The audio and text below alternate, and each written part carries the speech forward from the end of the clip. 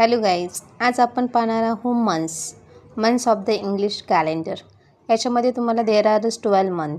याच्यामध्ये आपल्याला 12 मंथ्स असतात.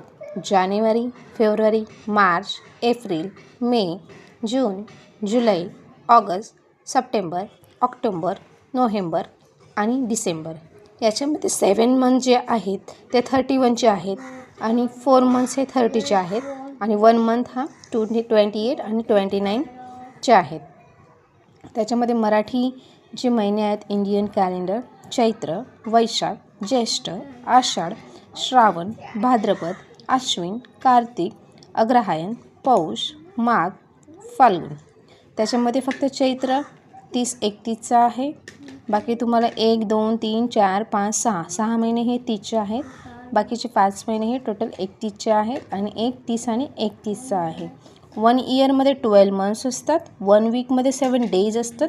1 डेमध्ये 24 हावर्स असतात.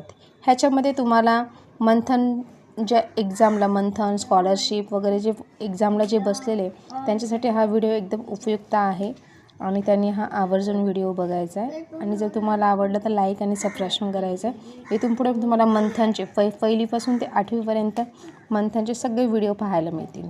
थँक्यू.